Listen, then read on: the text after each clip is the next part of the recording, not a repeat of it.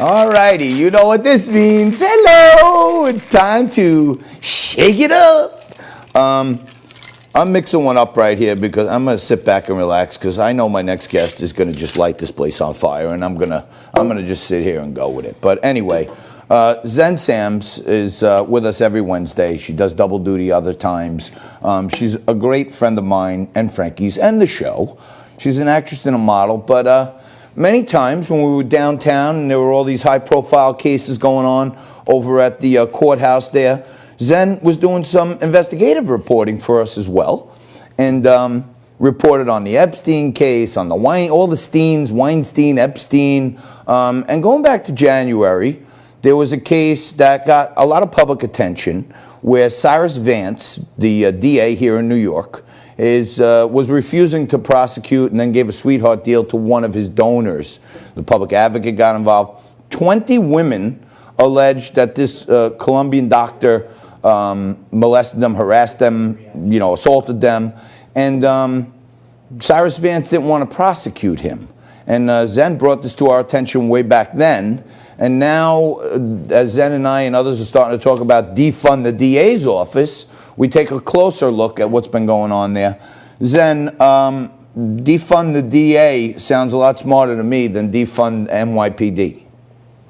Yeah, we were onto something, John, and there's a huge problem, and we found it. It's the district attorney and the corruption behind the scenes that people are just sweeping under the rug. The Marshall Project examined the record of Manhattan District Attorney Cyrus Vance Jr., the person we are talking about right now, and found that despite his progressive reputation, he has punished the poor and minorities disproportionately more than any other New York borough. Okay, so we hear the media tell it like he's a soft. We hear the media say it over and over again that he's soft on white collar crime. So first came the news that an attorney for Ivanka Trump and Donald Trump Jr. had arranged a fundraiser for Vance after he refused to prosecute them for fraud. Then there was Vance's decision not to file sexual assault charges against Harvey Weinstein, and you know how I feel about that, right? That Harvey Weinstein case just literally put a battery in my back. And even though the police had caught him, Harvey Weinstein on tape confessing to the crime,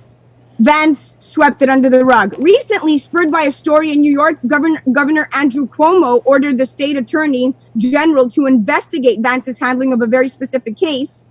And these incidences have cost the district attorney a lot. So during his basically uncontested election for a third term in November, 10% of voters were so fed up with him that they went to the trouble of writing somebody else's name in the ballot, and it wasn't Cy Vance. They were so fed up. But all the attention on Vance's treatment of the rich and powerful has obscured a more surprising aspect of his record. This DA, who styles himself as a progressive reformer, is actually far more punitive toward poor and minority defendants than counterparts in other boroughs. And according to a report issued last year by the Special Commission on Rikers Island, Vance's office was responsible for almost 38% of the city's jail population in 2016, even though it handled just 29% of all criminal cases in New York. No other borough comes close. Brooklyn, despite having more than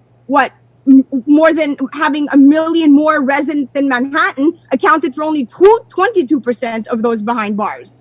So, and like you mentioned at the beginning, that story that went off the grid in 2016 with this gynecologist, we had public advocate Jumaane Williams, and he has rallied in the past right outside of Vance's office to demand resignation. And one extremely troubling case was what you mentioned, where a woman basically, and specifically on Women Wednesday, and it takes my breath away, this kicks in, he mishandled sexual assault charges against the Columbia University gynecologist. So Dr. Robin Hayden got no jail time under a 2016 plea deal negotiated by Vance's office, despite being accused of sexual assault by 20 women, some of who were pregnant at the time. This is mind-boggling. And Hayden's case drew renowned attention from Evelyn Yang, and we spoke about this yesterday, the wife of presidential hopeful Andrew Yang, and she went public as one of the doctor's patients sharing her story of alleged sexual assault. So that is the latest in a brazen pattern of preferential treatment to rich and powerful white men at the expense of victims that they abused. So this is completely making my blood boil. And we have a lot of stuff on, on Vance right now. He's not going to get, he's not coming in again for a fourth term. He's barely been able to scrape together $30,000 for his reelection. So now, I know you've been doing a lot of research on the whole office there. And I have been reading up on some of the stuff and talking to you about what results you're finding and stuff. And it turns out that there are other instances when we talk about defunding the police, the DA's office is wasting and squandering millions and millions of dollars creating cases that shouldn't even be cases. And then time after time, it's found that they can't come up with the evidence, they can't meet the requirements, and these cases are thrown out. And some of the members of the DA's office who got caught on this stuff have left recently. Yeah. Yes. So somebody who just left, and a very important person. So Diana Florence, the longtime head of Vance's construction fraud task force, recently resigned after allegations surfaced that she deliberately withheld damaging information about her star witness in a multi-defendant construction bribery case. So to clarify, she is the assistant district attorney, and she wrote in her January 21 resignation letter, which was obtained by the city, and I quote, "Because of the events over the past year, I am no longer convinced that the Manhattan District Attorney's Office is a place that values obtaining justice for all New Yorkers above all else." And in 2019 alone, now I'm not defending her, but let's stay true to Women Wednesday, right? Keep with me for Diana Florence. In 2019 alone, she recovered $4.3 million in stolen wages and restitution to taxpayers. Okay, and she was the lead prosecutor who won manslaughter convictions against contractors in the 2015 case of a 22-year-old Carlos Moncayo, an undocumented worker who was buried alive on a site in Manhattan, and the case became a flashpoint for workers' safety in the construction industry. So she did pave the way, and her service to the district attorney's office was of value.